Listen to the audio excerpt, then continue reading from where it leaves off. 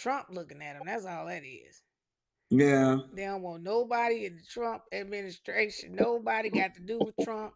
Nothing with Trump. Now, oh, you Exactly. know what? Um, yeah, let's do a little bit. Let's before we go and move into law. I think I have something that will humor you or give you a smile for the Mm-hmm. day. Let's check it out. Hold on. And then I definitely want to get your point of view on it, on your point of view on this, right? Because it is getting. I was on a panel today and I did not understand it. Um, how and the people were trying to make this be a problem.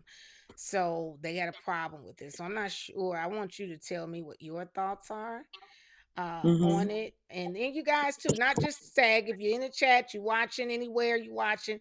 Tell me if you think that this was a bad was something you can find something negative to say, or it wasn't about uh Black history. I guess let's go.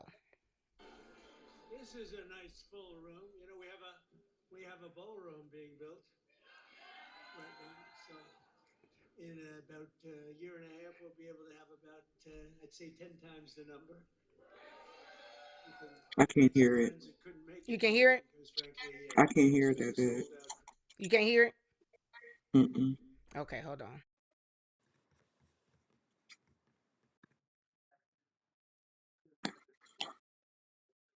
Can you hear it now?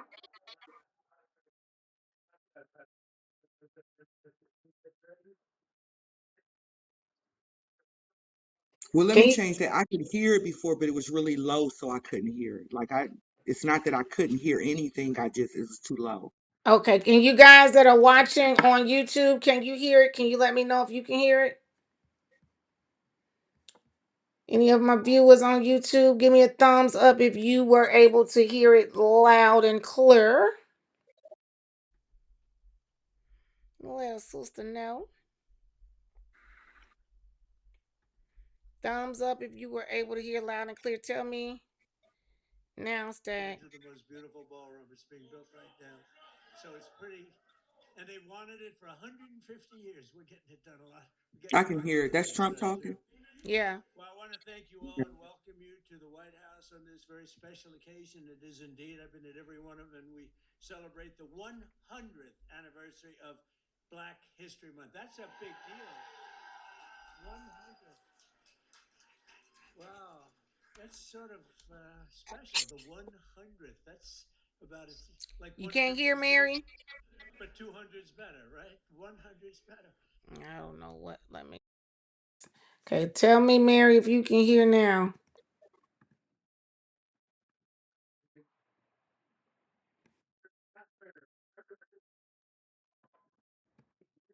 Can you hear now, Mary?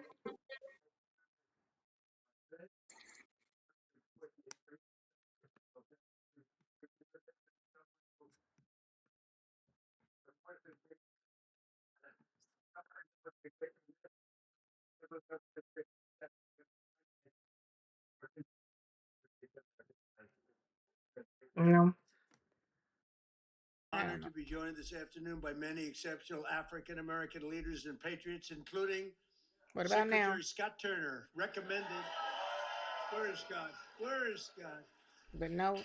Will you come up here, Scott? He was recommended by somebody who's very special to me, Ben Carson. Ben Carson. Where's Ben? Hold on. Where's Ben? Ben? Come on up here, Ben. Come here. I got to get him. And his Hold wonderful on. Let me wife, Candy. pause. Candy, Okay, Mary, I know you said you could hear me.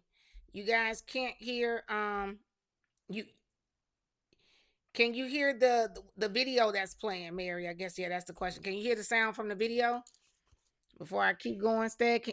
No, I'm not playing it now, Stag, but could you hear the sound from the video, Mary? I ain't changed up nothing but my mic. Could you hear the sound from me? You could? Okay, so you Is can see it it? playing through your laptop? Did you turn the volume up on your laptop? Yeah, they said she said that they could hear it. So let me see if you can hear it Okay. now. Hold on, let me. uh, I I just want to pay my highest respects to Reverend Much Jesse better. Jackson. He's a good man. He was actually, as you got to know him, he got better and better all the time. A lot of people, you get to know him, they get worse and worse. Jesse got better and better. But I knew him well long before becoming president, and he really was special with lots of personality, grit, and street smarts. You would say Jesse had serious street smarts, right? A very important ingredient to life, I will tell you. He was gregarious and someone who truly loved people and a force of nature. He was somebody that we're going to greatly miss. And on behalf of everyone here today, I know you join me in sending our condolences to the entire family. Got a great family. We're also honored to be joined this afternoon by many exceptional African American leaders and patriots, including Secretary Scott Turner, recommended. Where is Scott? Where is Scott? Will you come up here, Scott? He was recommended by somebody who's very special to me, Ben Carson. Ben Carson. Where's Ben? Where's Ben? Come on up here, Ben. Come here. I got to get here. And his wonderful wife, Candy. Candy, I'm going to steal Ben for a second because, you know, Ben recommended Scott. And when Ben recommends somebody, I just do it. Did I make a good decision? Be careful. Don't fall, Ben. If you fall, that's the end. You can never recover from a fall. You know, you can make the greatest speech ever, but if you fall, my predecessor taught me that. So is Scott doing a good job, Ben? He's doing the best job ever. Come on, say that. I like that. You know, one of the reasons I was so high on Scott Turner is he was really the driving force behind the opportunity zones, which was which doesn't get nearly the attention that it should, but it was because President Trump realized that the best way to get things done is through public-private partnerships and have everybody with skin in the game. And it is working, as are all the other things that he's been recommending. And at some point, the mainstream media will recognize that you don't politicize everything. You open your eyes and your ears and you look and you see what works and you deal with that. And but the best thing about Scott, he's got a lot of energy. You know, I'm an old man now. I'll be 75 on my next birthday. And I'm not like President Trump. He just goes forever. But no, He said you're no doing one else is okay. like that.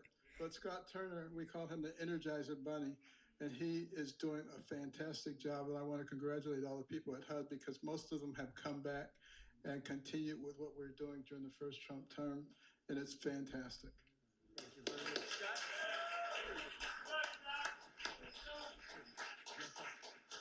Well, just very briefly, thank you, Mr. President. We are so grateful for your leadership and for your heart for America. And Dr. Carson, who is a tremendous just leader, servant leader, and been a great mentor to me. And, you know, I never thought that I would see the day where I'm standing between the president and Dr. Ben Carson.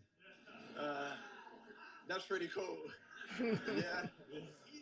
And so I just want to say to everyone that's here, you know, as we celebrate this special day in not only Black history, but American history, this year that we've been here, you know, under President Trump, the Lord has been so gracious to us and he's been faithful. And the president has been a tremendous leader in his work ethic, his heart for people. And when he says America first, he really does mean America first. Yeah. And to be able to stand on the shoulders of Dr. Ben Carson and for the president to trust Dr. Carson at his word is truly humbling for me. And so to stand now as the servant leader and the secretary of HUD, I'm grateful to the Lord. I'm grateful to the president and Dr. Carson. And I promise you, we will continue to do good work and to make not just housing affordable and everybody achieve the American dream, but really to bring transformation. And so that those that are in our country who depend on subsidies and this, that, and the other will get off of that and live a life of self-sustainability. So God bless y'all. He said get off of that. Thank you, Ben. Thank you. And Ben mentioned opportunity zones. We did that. And I want to thank Tim Scott because he really, that was his baby. That was his baby. And he did a great job with it. We appreciate it. And again, Candy, thank you very much for being here. Okay, I I want can't, one I more. can't imagine it. You'd see him with Leo 2.0 up in the hat. We love him. He's a great man. Years does she have left? 20 years does she have left? 28. In jail, 22 years. I said, 22 years. And right, Alice? And come on up here, Alice. Come on up. I said, 22 years, and she was on a phone call. This was over a phone call. I know about fake phone calls too, Alice, remember? They tried to get me in a fake phone call. But Alice was in jail for like 22 years. I said, how many years does she have left? 28. I said, 28 years left. And I said it, and I mean, she admitted she made a little mistake, but it was not the kind of a mistake that you serve 50 years in jail for. Like maybe a couple of months, maybe less than that. And I said, this is the most unfair. And then when I met her, I fell in love. I felt my wife was very upset with it. Our great first lady did not like that, Scott. She didn't like it, but Alice is great. And say a couple of words. It was so ridiculous. 22 years, she had 28 left. And I said, let's get her the hell out. And we got her out. We did a commute. And then when I got to know her, she was so high quality. I said, full pardon. So she's cleaner than anybody in this room, even than my friend right here. She's cleaner because of that. She's cleaner than anybody in this room. He laughed because he said, "Me too." Thank you, Mr. President. The feeling was mutual. I fell in love with this man, with his heart, with his heart for this country, with his heart to really bring America back to the form of greatness that it deserved. And that's exactly what he has done. My story is truly a Joseph story. This president right here, President Donald Trump, brought me from the prison pit to the White House. Only in America could there be a story like my story. And President Trump is the only president who would have had the courage to bring someone like me, someone who received a second chance, but who knows more than someone who is sit among the captives, than someone who has been in captivity themselves. I did not get comfortable in my own freedom, but I went back, as Harriet Tubman said she did. She went back to draw many others into freedom. And President Trump has listened to those recommendations. There's so much more to come because when you see me, you see a miracle. You see hope. You see second chances. And you see someone who is willing to roll up their sleeves and do the work, do the hard work to help individuals gain their freedom. President Trump did something historic in his first term. He signed the First Step Act into law. And for that, over over 40,000, and that number is low. Over 40,000 individuals have come home to their families early. And you know, many of those were Black Americans who had no hope. This president right here, He said, "Come on." as you look out upon this sea of Black Americans, this president hears you. This president cares for you.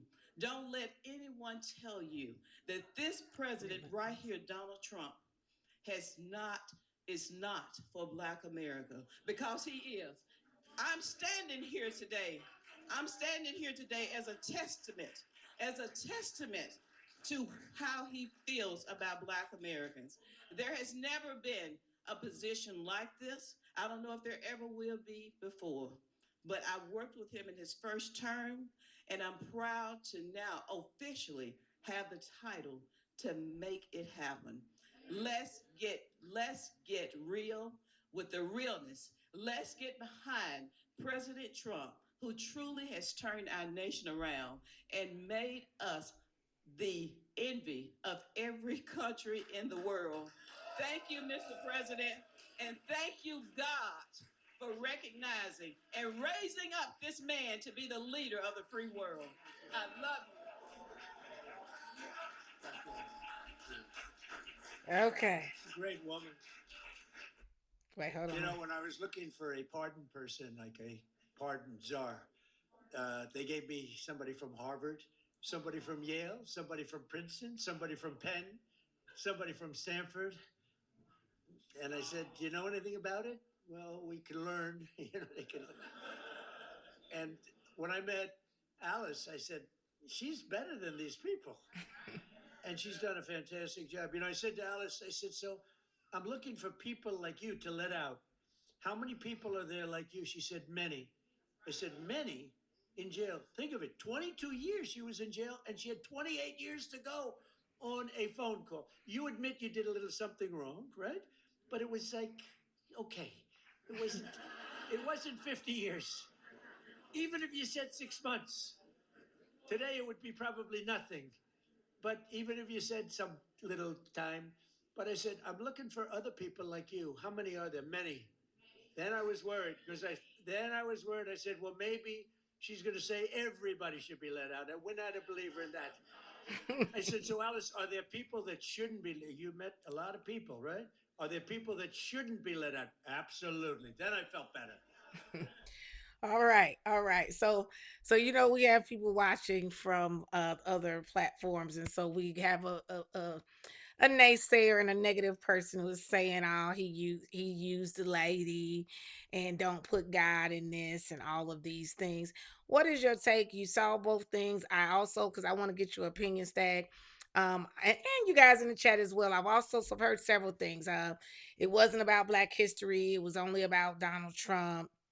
Um, he, yeah, that was most of it. It wasn't about they were doing was talking about him.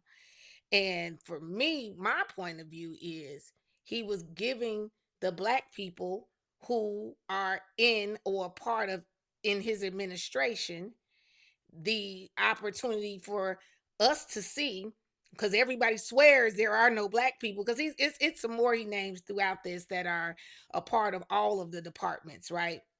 And he was giving them a chance to be seen and for them to talk currently about what they're doing right now. Now, I had some people who they tried to do and compare what's that man name? I can Biden, President Biden, former President Biden.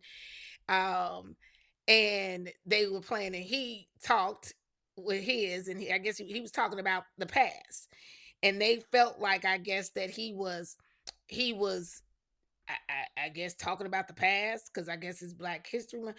I felt like this was better. Allow us to see Black people doing what they're doing right now. You're acknowledging the past. You said what you said about Jesse Jackson.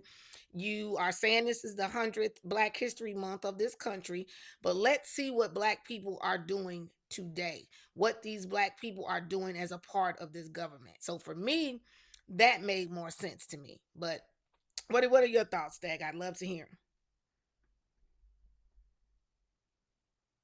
Can't hear you. Unmute yourself.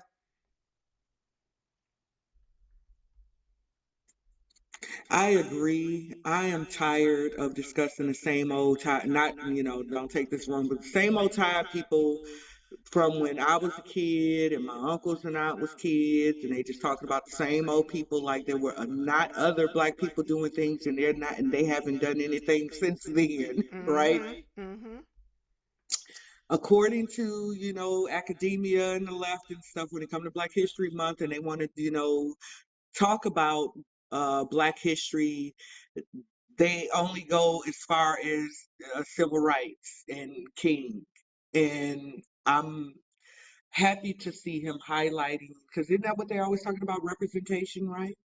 So highlighting those who are in the administration and the great things that they are doing, because they don't get as much recognition from the press as everybody else in the administration, but they're the ones who tell you, hey, I got Black people in his administration and this and that, but they won't ever highlight. Like, when do you recall when the media sat Alice Johnson down and had interviews with her and asked her about what it is that she's actually doing in the administration?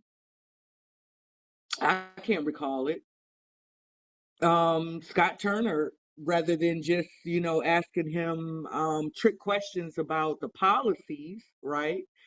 Have you ever seen them sit him down and ask him questions about his background and what the changes are that he's making in HUD and why? And I can't recall it. So I think it's great. I look forward to all of his events. He's such a people person, and I don't understand how they don't see that he's a genuine people person. I can't hear you. You muted. Yeah. You could even see he was humbled by what Miss Alice was even saying about him in front of other, because he knows how he pay attention, so he hears everybody calling him racist. He know he's not racist. um Mhm. and but you could just tell he felt good to see that, okay, everybody is not thinking like all of these people. Because Mhm. like I promise you, everyone who, I mean, people I've known who have had the opportunity to meet him, nobody, and they're all black, not a person has said anything bad. They actually leave liking him if they didn't really like him, but they, if they liked him a little bit, they end up leaving liking him more, because they say he just real. Mhm. He's down to earth. He's actually kind. He's willing to listen. He's willing to help people. We know that by all the things he's done over the years, Mhm. for all people, but especially black people. So it's just weird to me. I was just wondering what you gonna think. 'Cause like I said, so through the rest of it, he because it's somebody in DHS, he was just naming all the different departments where there were Mhm. people who black people who worked in it. But I wanted to see your thoughts, because that's all, the negative Nelsons and Nancys have said Mhm. today, is that he uh all they talked about was him. Well, when they get up It's a there, shame that they're going to have such a warped view of the greatest time in our country's history. Is that they're going to have such a warped view of it. yeah, yeah, and well, we have a chat saying they didn't mention Jesse Jackson. I think you should watch from the beginning, because he definitely Yeah, mentioned we Jesse already. Jackson, and talked about what kind of man he was, and gave his condolences. So again, what I always just say to people before, it's, you can tell a fool by the fact they speak before they learn, right? Why would you come in the middle of a program and say what they didn't talk about? The thing would be to come in and say, did he talk about Jesse Jackson? But just to come in and make the statement that he didn't, and everybody in here listen to what he had to say about Jesse Jackson, like Right. Right. crazy. It is. I tell people, everybody's always talking about these days how the country is, is this and that. And I'm like, I don't really have a problem with actually the country and the way that the government is running. What's making me sad is how ignorant and silly and simple minded and crazy people are. Like, the things Mhm. that people doing, the video I put with the lady trying to burn down the building that she heard gonna be ice, every day, encountering people who wake up every day to complain about somebody who does not touch their life every day. Like, all of that is scary to me. It's scary, it's sad. And I just don't know what I would do if that was how my life was. I'm not gonna lie. If I it's strange. That's all I'm gonna say. Yeah, You like because they think yeah, that it is. It is. It is. Even during the Biden years, we weren't yeah. I like now mean, when we were pissed off at the decisions that they were making and the results of a lot of the decisions that they were making, but we weren't, like I said, we weren't running through the streets, protesting everywhere, burning stuff down, beating up cops and harassing the other citizens because they voted for Biden. And look at what they've done to the country. and every time he tripped and stumbled, oh, see, I told y'all, you need to get rid of him. Every 5 minutes, like, no, we was just like, we acknowledge, hey, yeah, this ain't right. But like we're saying to them, there is. nothing. He's the president. So at this point, he gonna have to croak, or we got to get through the 4 years. One of the two. There is Mhm. nothing